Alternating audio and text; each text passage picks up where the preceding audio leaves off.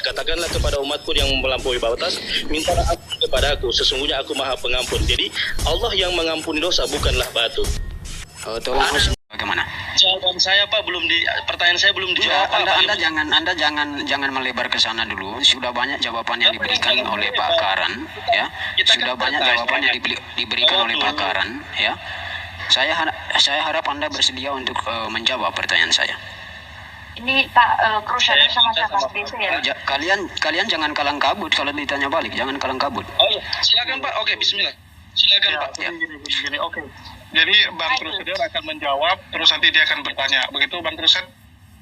Enggak, ini sekarang saya udah tanya. Pak Karen kan udah memberikan banyak jawaban mengenai pertanyaan-pertanyaan yang dilemparkan kepada beliau. Minta jawabannya yang berangkat dari dalil. Nah, sekarang Anda jangan panas dulu. Ini kan udah banyak jawaban yang sudah diberikan, ya. Saya mau menanyakan kepada Anda dan saya akan menunjukkan data, ya. Saya akan menunjukkan data nanti. Oke, bagaimana? Anda bersedia? Oke Pak, silakan Pak. Ya, saya mau bertanya kepada siapa ya? Si Nona atau siapa yang bersedia menjawab? Ya, ini tadi siapa? Pak DC atau siapa yang mau bertanya tadi? Siap. Oh, jadi gini ya, kalau mau berdiskusi kalian berdua, jadi harus dua arah. Siap nggak Pak DC? Siap, insya Allah. Jadi yang lain tolong jangan masuk dulu ya.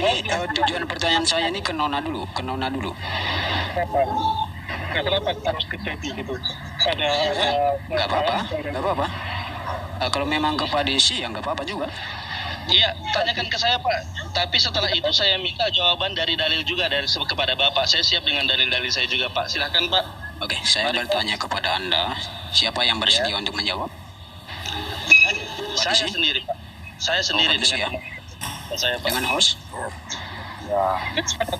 Saya memandu karena nanti kalau saya ikutan banyak yang kejang-kejang, jadi saya memilih menjadi host yang baik mulai sekarang, mulai kemarin sih, mulai saya buka room ini. Silakan Bang Krusial. Ya, untuk teman-teman ya, mohon maaf typingnya dijaga ya. Tapi nggak apa, itu terserah Anda ya. Jadi saya mau bertanya kepada Pak Disi ya. Pertanyaannya simpel. Yang dapat menghapus dosa Anda itu Allah apa batu? Ini harus dijawab pakai dalil loh ya. Oke, yang dapat pertanyaan simpel dosa kami itu adalah Allah Subhanahu wa taala, Tuhan kami, bukan batu. Di dalam Al-Qur'an Allah berfirman, "Qul ya ibadiyalladzina asyrafu ala anfusihim la taqnatu mir rahmatillah innallaha yaghfiru dzunuba jami'a." Katakanlah kepada umatku yang melampaui batas, mintalah ampun kepada aku, sesungguhnya aku maha pengampun. Jadi Allah yang mengampuni dosa, bukanlah batu. Tolong Mas diperbesar layar saya kalau bisa. Diperbesar. Anda baca hadis Anda ini. Yang Bapak hafal Pak, masa berangkat dari dalil? Enggak, Anda jawab. Ini batu mencium rukun Yamani dan rukun Aswad itu dapat menghapus dosa sehabis-habisnya. Anda jawab sekarang. Tidak jelas. Sekarang pertanyaan saya, yang dapat menghapus dosa Anda Allah apa batu? Allah. Loh, ini hadis Anda ini Muhammad yang mengatakan ini. Ya. Coba bacakan Pak. Atau nggak gini, kita tanya Bang Karen. Bisa baca Bang Karen? Baca Pak. Nanti dituduh Ya, kita nggak baca baca. aja. Bang Karen bisa baca nggak? Teman-teman yang muslim jangan main report akun ya. Saya mohon jangan di report ya. Bantu bacain tulisan itu Bang Karen, bisa dibaca nggak? Kabur nggak kelihatan. Kabur ya. Jadi yang bilang kabur bukan kami ya. Di situ Pak kan ada keterangan hadisnya itu keterangan sahih, dhaif atau apa Pak? Coba dibaca itu dulu Pak di atas. Tidak kelihatan Pak, terus terang. Kabur. Apa itu Pak hadisnya? Coba dibaca Pak hadisnya, sanadnya itu. Ya. Ini hadis Ahmad ya, nomornya 5364. Ya, Aduh, kamera saya kabur ini. Nah, ini hadis Hasan Pak. Tulisannya hadis Hasan. Saya katakan Pak, hadis Hasan ini dari ensiklopedia hadis Pak ya. Jadi pertanyaan saya Anda jawab. Ya, yang mencium yang menghapus dosa Anda, dosa semua muslim itu batu apa Allah, Pak? Saya jawab Allah. Kemudian ini tadi yang dalil saya berikan itu Pak adalah dalil Al-Qur'an. Dalil itu Al-Qur'an itu adalah tingkatan stratifikasi yang paling kuat karena dia firman Allah. Hadis itu adalah berarti Anda tidak percaya dengan perkataan Muhammad? Saya percaya Pak, tapi coba lihat di sana. Anda tidak percaya dengan perkataan Muhammad bahwa mencium rukun Aswad dan rukun Yamani dapat menghapus dosa Anda sehabis-habisnya? saya bilang begini Pak ya, hadis itu Pak ada tingkatan-tingkatannya Pak. Ada yang hasan, ada yang doif, ada yang mardut, ada yang sohi. Yang tingkatannya paling yang sohi itu yang paling benar. Kalau mardut dan doif itu hadis yang lemah, hadis yang periwayatnya itu ada yang mungkin dia tertuduh pernah berbohong. Nah ini hadisnya hadis hasan mendekati sohi, bukan berarti. Saya ulangi lagi pertanyaan saya. Ini perkataan Muhammad. Ya, ini perkataan Muhammad ya, bahwa dia mengatakan ya mencium rukun Yamani dan rukun Aswad itu dapat menghapus dosa sehabis-habisnya. Sekarang pertanyaan saya, Anda percaya Muhammad apa percaya perkataan Kotob? Karena menurut begini Pak, begini dengar dulu ya. Mencium rukun Yamani dan rukun Aswad akan menghapus dosa sehabis-habisnya, bukan berarti kita minta doa ke Hajar Aswad itu, tetapi melalui perantara atau wasilah seperti Nabi Muhammad. Nah, seperti Nabi Muhammad itu wasilah. Wasilah itu pun yang kemudian akan dapat mengantarkan kita kepada Allah. Jadi tujuan akhir kita itu adalah Allah, substansinya di situ. Normatifnya atau simbolisnya dengan sholat atau dengan berdoa atau dengan mencium Hajar Aswad tadi itu. Bukan berarti kita cium langsung minta ke Hajar Aswadnya, nggak ada Pak. Derajat hadisnya pun itu hasan, bukan sohih, begitu Pak. Ya jadi gini ya. Jawaban saya Pak dijawab dengan dalil juga Pak. Ya, jadi kalau umat muslim itu yang menggugurkan dosa ya pasti Allah. Cuman cara-cara banyak, termasuk memerangi penghujat-penghujat seperti Krusir, itu juga akan menggugurkan dosa kami. Saya boleh jelaskan sedikit, Jul. Jadi yang menghapus dosa itu bukan batu, saudara-saudara yang terkasih. Contoh, ya, man soma ramadona imanan wahtisaban ghufira lahu mata qadzaba min dzambi. Barang siapa yang berpuasa di bulan Ramadan dengan penuh keyakinan, maka akan menghapuskan dosa 1 tahun yang lalu. Jadi yang menghapuskan dosa itu bukan batunya, tetapi ketaatan kita lah. Bahkan siapa seorang muslim yang bertemu seorang muslim yang lainnya kemudian berjabat tangan, maka menghapuskan dosa juga. Berguguran dosanya apakah tangan seorang muslim lah yang menghapuskan dosa? Bukan, tetapi ketaatan kepada Allah dan Rasulnya. Ketika kita berjabat tangan, ketika kita bertemu dengan seorang muslim, seyogianya kita bertegur sapa dan bersalaman. Jadi ketaatannya itu. Begitupun mencium batu Hajar Aswad, itu bukan batunya yang menghapus dosa, tetapi ketaatan kita kepada Allah dan Rasulullah yang kemudian bagaimana Umar bin Khattab radhiyallahu an ketika beliau itu meletakkan tongkatnya di atas Hajar Aswad dengan mengatakan, kamu ini adalah batu, tidak berfaedah, bahkan di hari kiamat akan dihancur leburkan. Ya, kalau seandainya aku tidak melihat Rasulullah SAW menciummu, aku tidak akan pernah menciummu. Jadi yang menghapuskan dosa kita itu adalah ketika kita taat kepada Allah, ketika kita ittiba'ur Rasul, mengikuti Rasul, bukan batunya. Karena begini, siapa yang menyingkirkan duri di jalan itu juga menghapuskan dosa. Siapa yang dia merasa sakit, ya, merasa kecapean, merasa kelelahan, itu dihapuskan dosanya juga. Bukan capeknya, bukan durinya, tetapi ketaatan kepada Allah itulah yang menghapuskan dosa. Inilah yang disalahpahami oleh oten-oten kafir itu, saudara-saudari yang terkasih. Begitu ya? Bukan salah pahami, memang ngotot. Sudah dibilang kita di sini juga menggugurkan dosa nih kan, melawan para polemikus yang kerjanya menghujat. Oke, mungkin dari Bang Geren bisa diterima atau ada mau ditanyakan dari Bang Geren? Ya, ini menghilang tak kemana dia?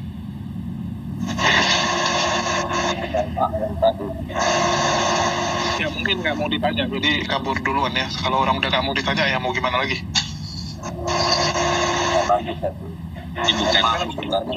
Kalau ada pertanyaan yang serupa, dalam Islam itu bukan hanya mencium batu Hajar Aswad yang menghapuskan dosa, bersalaman, berwudu, ketika seorang muslim berwudu, maka setiap air yang menetes dari wudu itu menghapuskan dosa. Apakah air itu menghapuskan dosa? Apakah wudu itu yang menghapuskan dosa? Tidak, saudara. Tetapi itiba'ur rasul, ketika kita taat pada Rasul sesuai dengan wudu dan Iya, itu yang saya maksudkan tadi Pak Yonatan, terima kasih. begitu. Jadi penyampaiannya seperti itu saja. Kalau jangan kemudian pakai pengantar atau langsung aja ketaatan aja. Karena orang oten itu selalu kemudian mencari celah. Kadang apa yang kita sampaikan benar, tetapi pemilihan diksi dan katanya kurang tepat, nanti digoreng lagi. Jadi ya itu, pokoknya kalau ada pertanyaan yang serupa, teman-teman yang di bawah juga ya, kalau oten memberikan syubhat yang sama, di dalam Islam bukan hanya mencium batu hajar aswad yang menghapuskan dosa, berwudu menghapuskan dosa, tersenyum kepada saudaranya juga menghapuskan dosa, salaman menghapuskan dosa, menjenguk orang yang sakit menghapuskan dosa. Apakah orang sakitnya yang menghapuskan dosa kita? Kan tidak. Tetapi ibadah kita, ketaatan kita kepada Allah dan itiba'ur rasul, mengikuti Rasulullah SAW, itulah yang menghapuskan dosa. Maksudnya dengan kita taat kepada Allah lah, Allah yang menghapuskan dosa atas amal ibadah yang kita lakukan. Begitu. Wallahu a'lam bishawab. Oke, mungkin ada lagi mau ditanyakan kepada Bang Karen atau Bang Karen yang mau bertanya? Ya, lanjut. Ya, jadi kita ketokin polemikus juga itu penggugur dosa. Setuju Bang Nandar? Halo Bang Nandar. Apa Jul? Kalau ketokin penghujat itu penggugur dosa nggak?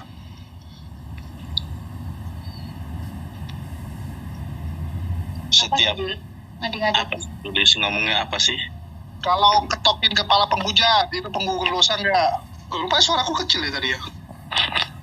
Pintu hujat. Lu aja, Jul. Kita nggak usah. Tadi kemana Crusader tadi? Sholat. Nggak tahu hilang kemana. Ini aku udah pakai mic. Kuntum khairu ummatin ukhrijat linnasi ta'muruna bil ma'ruf wa tanhauna 'anil munkar wa tu'minuna billah. Kalian ini adalah umat terbaik loh, umat Islam itu terbaik. Tidak semuanya yang terbaik, tetapi ta'muruna bil ma'ruf, orang yang menyeru manusia ke dalam kebaikan. Wa tanhauna 'anil munkar, dan yang melarang manusia untuk berbuat kejahatan. Kalau ketokan kita terhadap orang-orang penghujat itu bentuk dari kemungkaran, itu suatu ibadah, dan insya Allah Allah mengampuni, menghapuskan dosa-dosa kita atas perjuangan kita ini, Jul. Jadi perjuangan kita ini kan kalau kamu atau ente kan dari public speakingnya yang bagus, itu juga bagian dari perjuangan. Jadi jangan berhenti. Oke. Ya mungkin dari Bang Desi ada lagi mau ditanyakan kepada Bang Karen? Boleh tanya Pak Jul? Boleh tanya Ya silakan. Pak Karen, Pak Karen, monitor. Ya, monitor. Suara hilang Iya, ya suara. tadi. Oke. Satu pertanyaan ya Pak Karen. Ya, silakan. Oke, sama-sama kejadian penyaliban, Pak. Itu kok di Markus mengambil waktu Yahudi dan Yohanes mengambil waktu Romawi ya, Pak?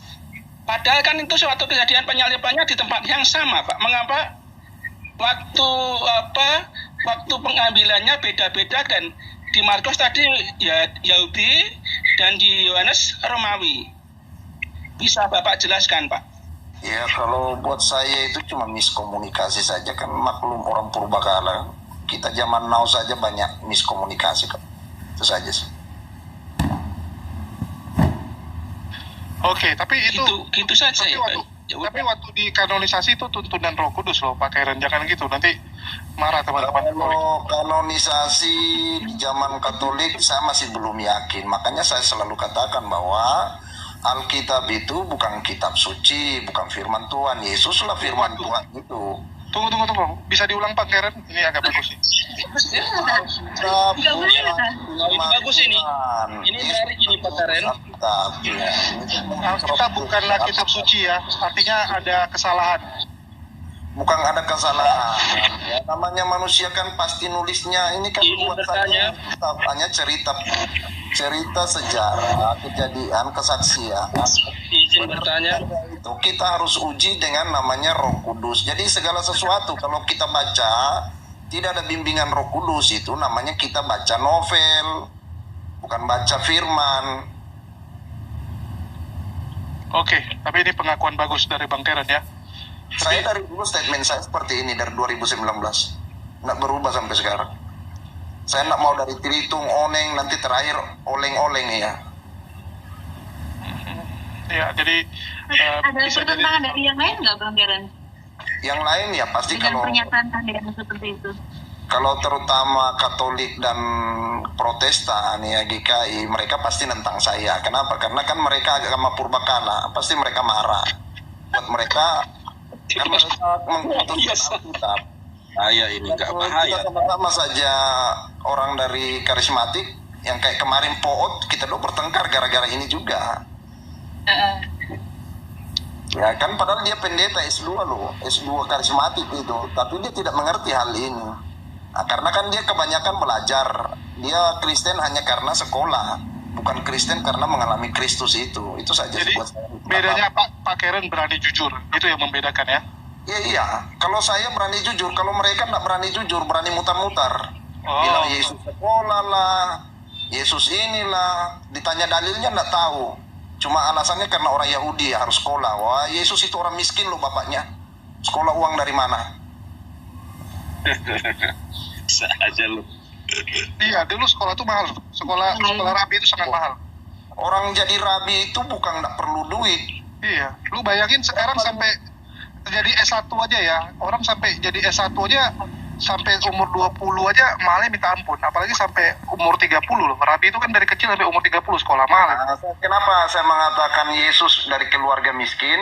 Karena dari persembahannya kita bisa melihat di saat Yesus umur 13 tahun apa 12 tahun itu mereka datang ke Israel mempersembahkan itu cuma burung tekukur. Burung tekukur itu persembahan paling rendah di kaum Israel yang paling miskin ya. Jadi kalau boleh dikata mau sekolah itu kan butuh duit, zaman itu juga butuh duit. Beli saja persembahan untuk penghapus dosa cuma bisa burung tekukur, mana bisa dia bawa kambing kan begitu. Iya. Sekolah mahal.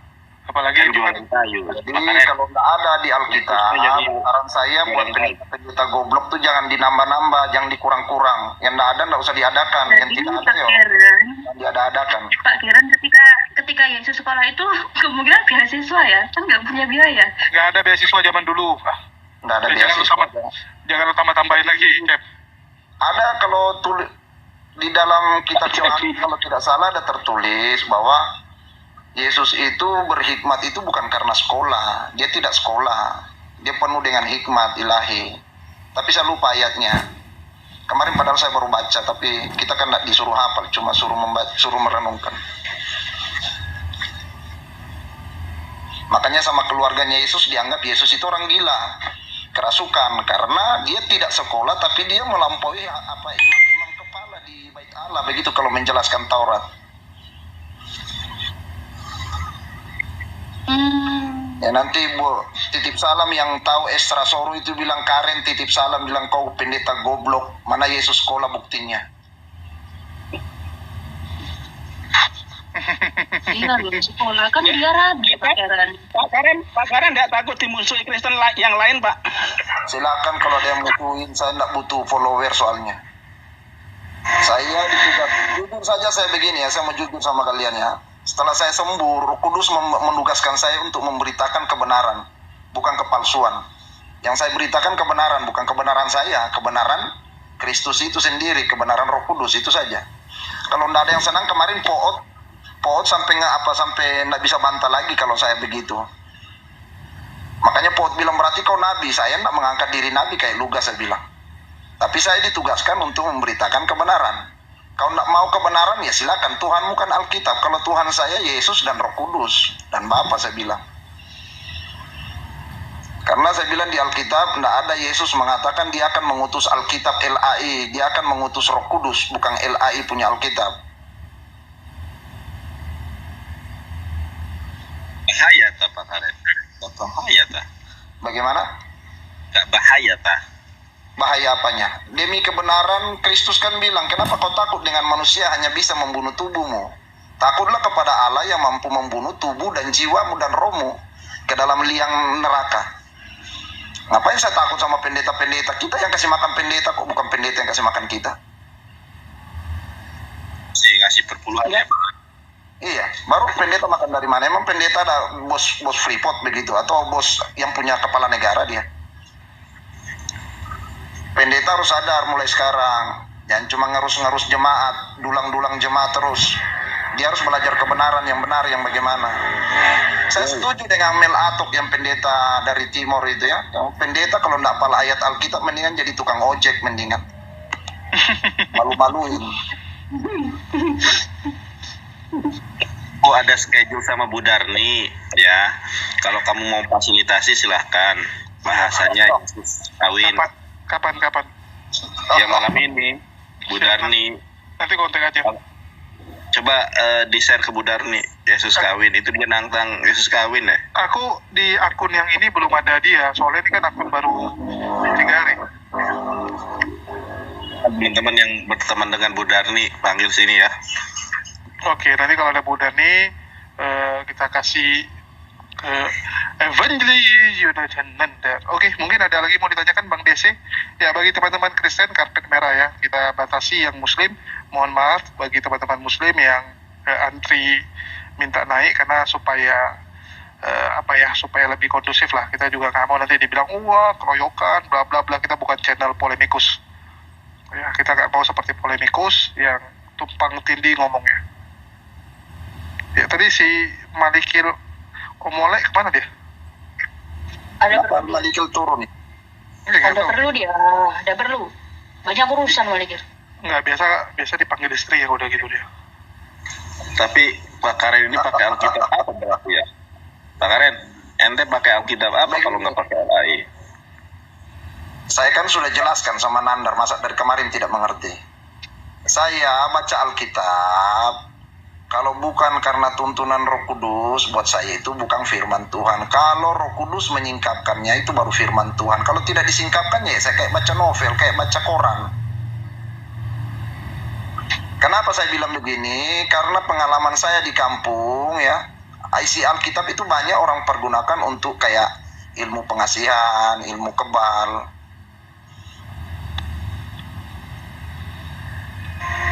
Tapi gue masih penasaran sama jawabannya si Karen nih. Apa Ini yang mumpung penasaran? ada Bang Nandar. Iya, istilahnya Roh Kudus tentang masalah penghibur itu menurut Bang Nandar nih. Bang Nandar kan tahu bahasa Ibrani. Ustadz Nandar. Itu roh kebenaran itu Roh Kudus, Ustadz. Dan roh kebenaran itu dalam bahasa Ibraninya terdiri dari 3 huruf emet. Iya, terus penghibur itu, nah kalau kita berbicara Yohanes 16:13 tentang roh kebenaran itu Nabi Muhammad. Nah, 16:14. 16:13.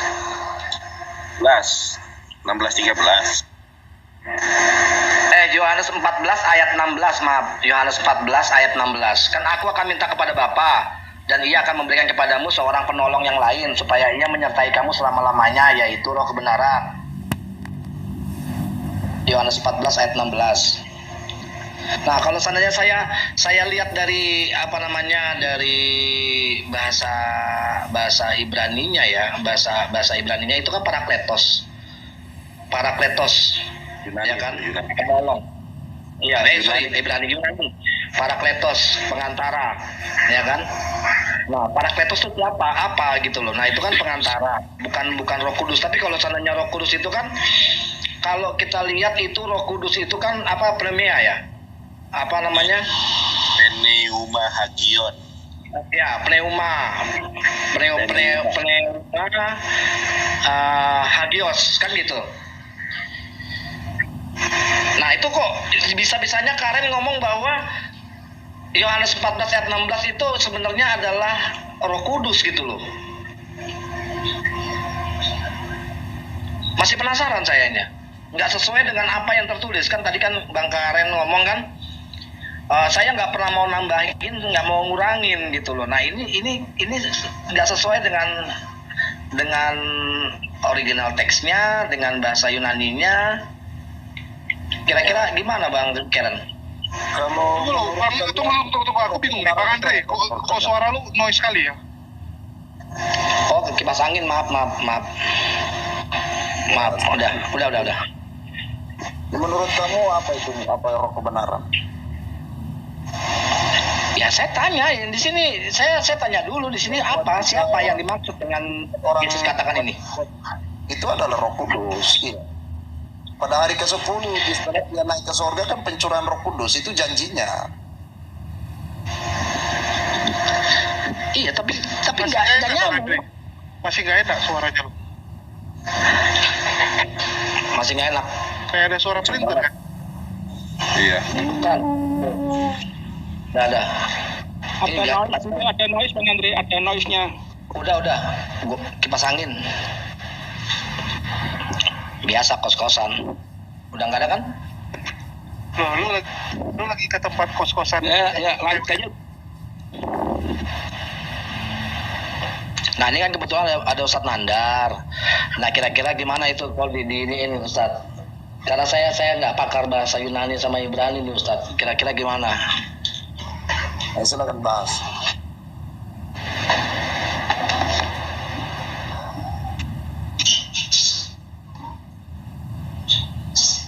Kalau kita lihat Yohanes 16 ayat ke-13, harus kita identifikasi dulu siapa sih roh kebenaran itu. Lanjut.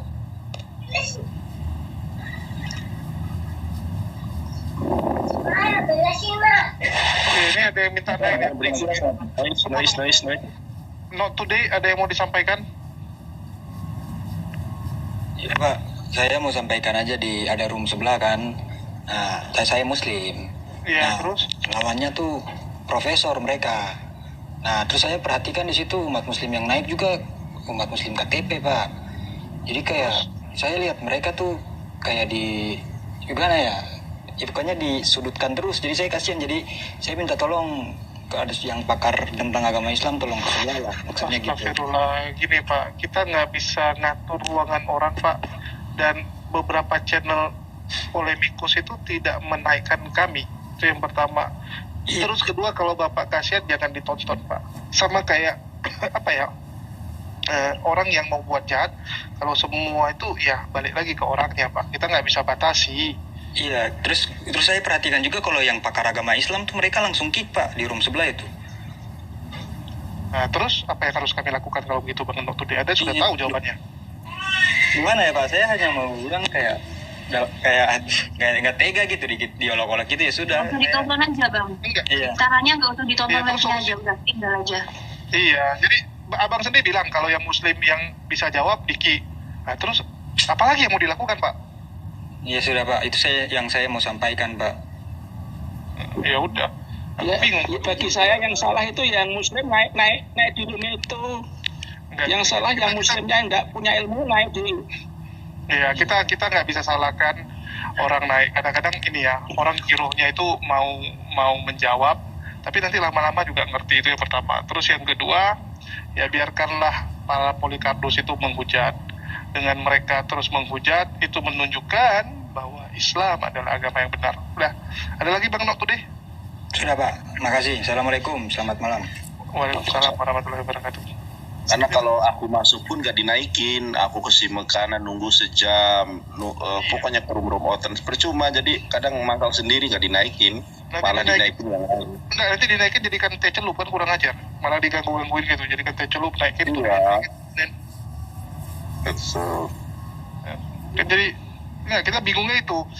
Terus apa solusinya? Nggak ada gitu kan. Ya udah jangan tonton. Kalau Anda tanya sama saya solusinya apa, ya udah jangan ditonton. Oke. Di sini ada Bang Juju. Juga nggak bisa, saya nggak tahu suaraku. Lu kontradiksi banget sih. Hah? Muslim maksimal 4 ini ada berapa? Lu nganggep kita bukan Itu muslim dia. 1, 2, 3, 4. Udah aku turun. Udah buku sepak. Assalamualaikum warahmatullahi wabarakatuh. Ya, Teman-teman. sama-sama turun. Sama-sama turun lah. Ya, makasih.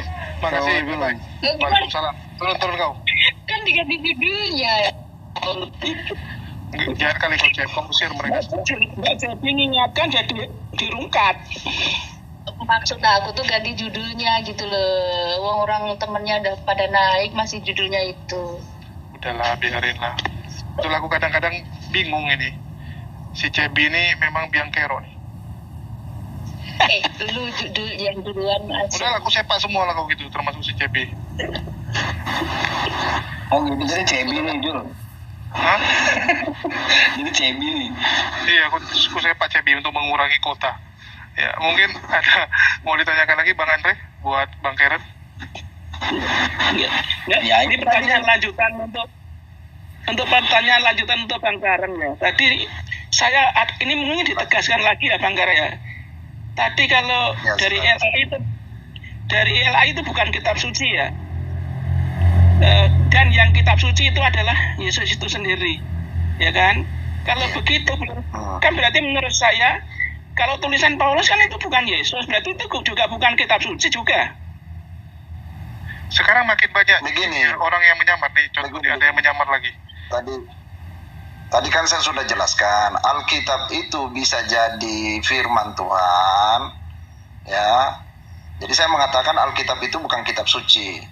Kenapa tidak bukan kitab suci? Karena dia hanya sekumpulan cerita yang kalau dipelajari sejarahnya juga agak bingung kita orang Kristennya. Kita jujur saja, awal-awal Alkitab itu tidak ada Matius, Markus, Lukas, Yohanes, itu tidak ada.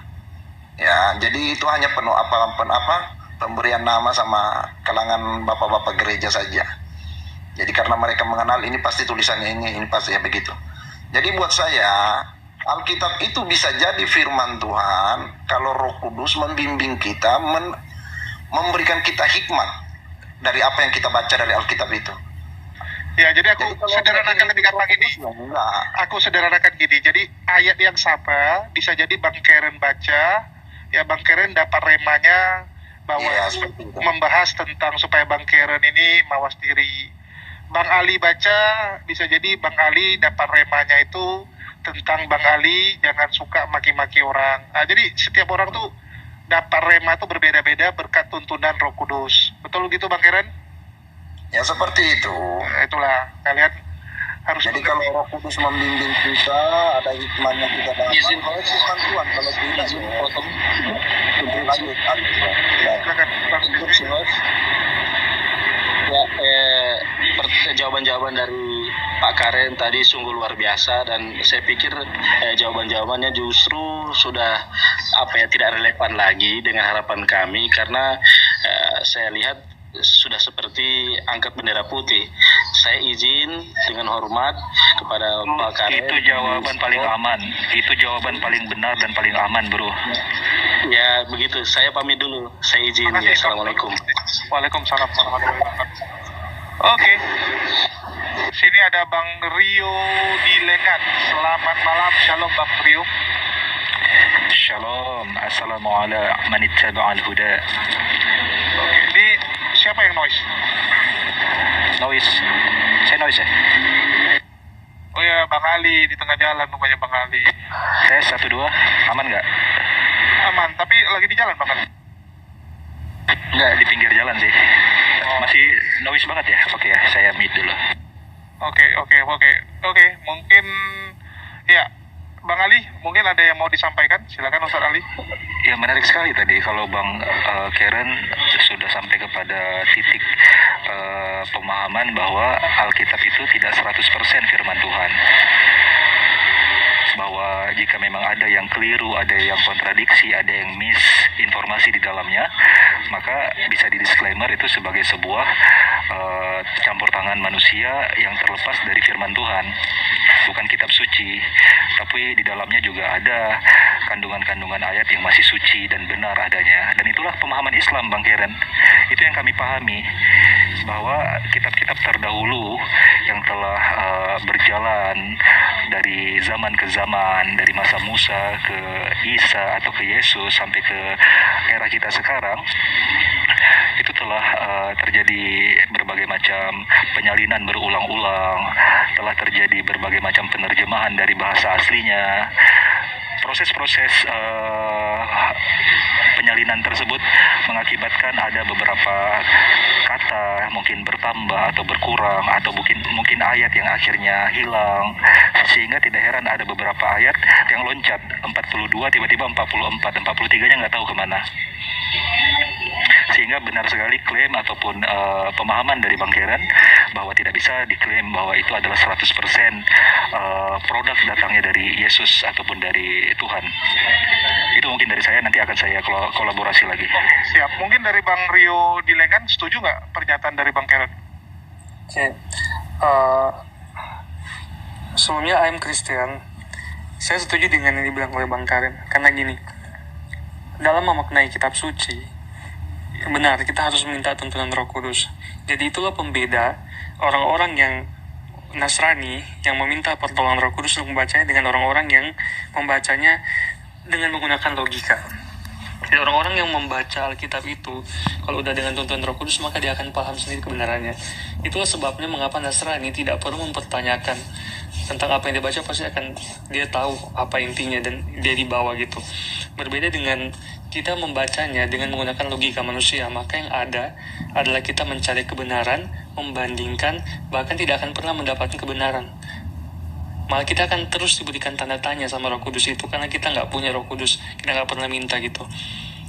Ibarat sama sih seperti yang Bang Karen katakan, kalau I'm not Christian, di luar Kristen saya tidak akan pernah mendapatkan kebenaran dari kitab itu karena saya tidak punya Roh Kudus gitu. Jadi saya rasa demikian. Terima kasih.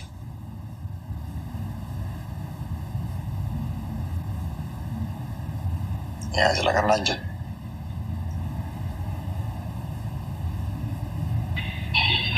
Oke, saya ingin memberikan contoh kasus yang sangat nyata ya, untuk kita sama-sama diskusikan, terkhususnya Bang Karen, yaitu ayat nubuatan. Sebentar saya buka ayat nubuatan tentang upah orang yang telah mengkhianati Yesus itu. Tercatat dalam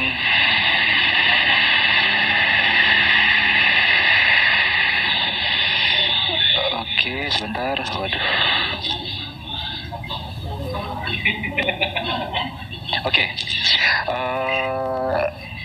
Dalam kitab Matius pasal 27 ayat 9 dan 10, saya bacakan ayatnya Bang ya.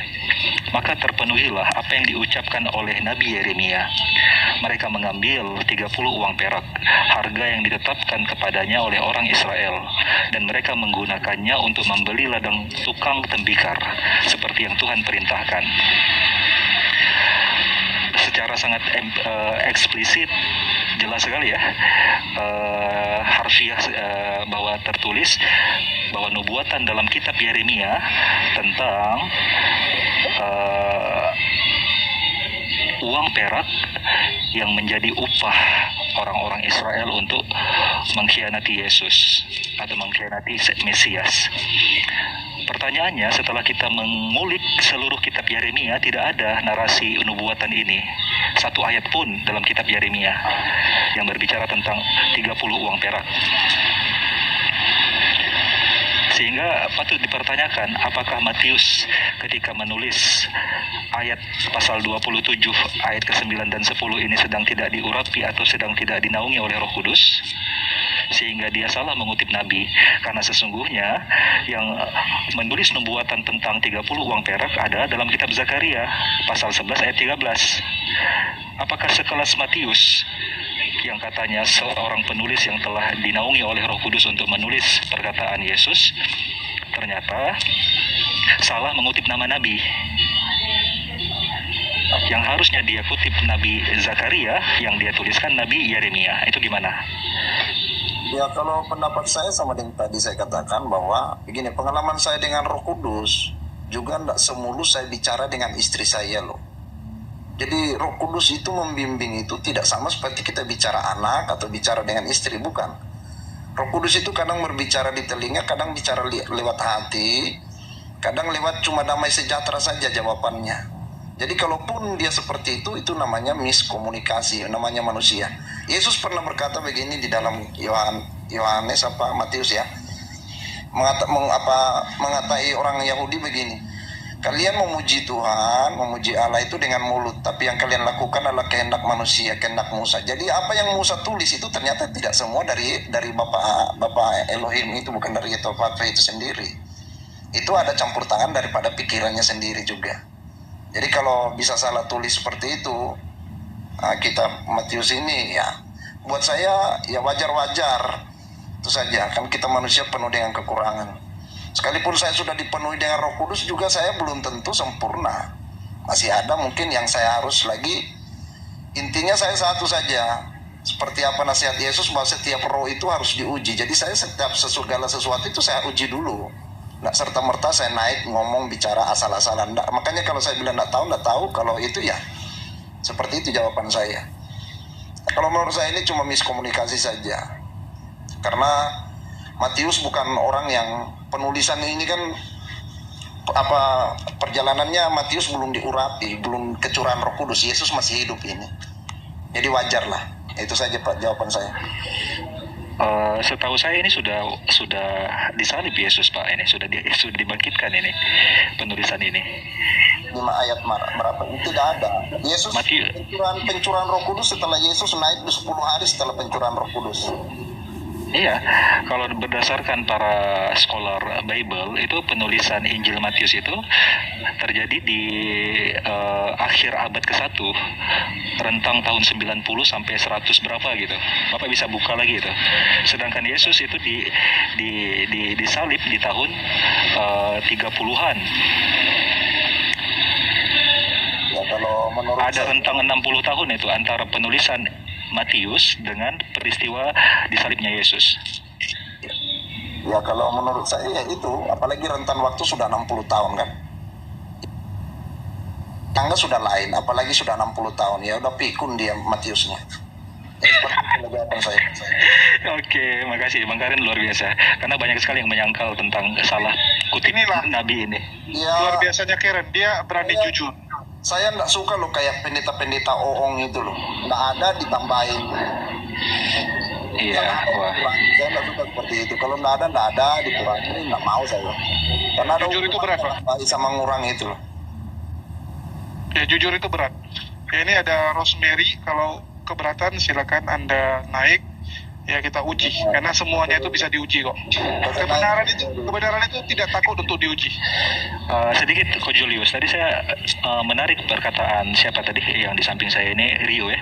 Rio berkata bahwa ketika membaca Alkitab itu tidak serta-merta harus kita kedepankan logika, harus ada iman kepada Roh Kudus di situ. Tapi bagaimana bisa kita hilangkan logika Rio ketika ternyata ada sebuah misquote, kutipan yang salah nama Nabi. Itu fatal itu loh. Belum lagi kalau kita bicara kontradiksi angka ya.